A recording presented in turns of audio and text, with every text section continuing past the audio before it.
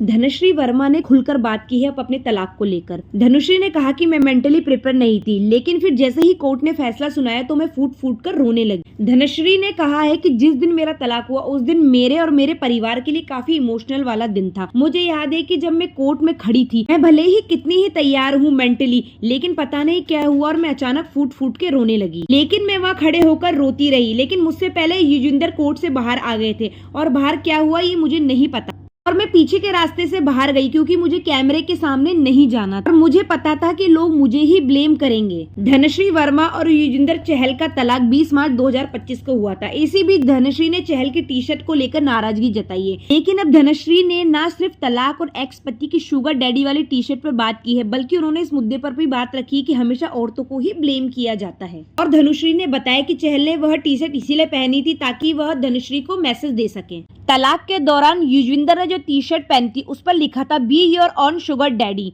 मतलब आप ऐसे रिश्ते में रहने से अच्छा है कि आप अकेले ही रहें। ये संदेश धनुश्री के लिए था। धनुश्री ने कहा है कि तलाक कोई जश्न मनाने की बात नहीं है, ये कोई जश्न नहीं है, ये एक बहुत ही दुखद और गहरी भावनाओं की घटना है। लोगों को ये नहीं भूलना चाहिए कि ये सिर्फ दो लोगों का मामला नहीं, बल्कि इसमें शामिल परिवारों का भी मामला है जो आपसे सच्चा प्यार करते हैं और आपकी परवाह भी करते हैं। धनुश्री ने कहा जिस दिन ये घटना हुई वो मेरे लिए और मेरे परिवार के लिए बहुत ही बुरा दिन था और मुझे यकीन है कि हमारे आसपास के सभी लोगों के लिए बेहद भावुक दिन था। हालांकि हम मानसिक रूप से इसके लिए तैयार नहीं थे, लेकिन जब फैसला सुनाया गया तो मैं बुरी तरह से टूट गई और सबके सामने चीखने लगी, चिल्लाने लगी और रोने लगी। चहल ने जो टी शर्ट पहनी थी वो मेरे लिए ही संदेश था और उनका ये वीडियो बहुत ही ज्यादा वायरल भी हुआ था टी शर्ट वाला।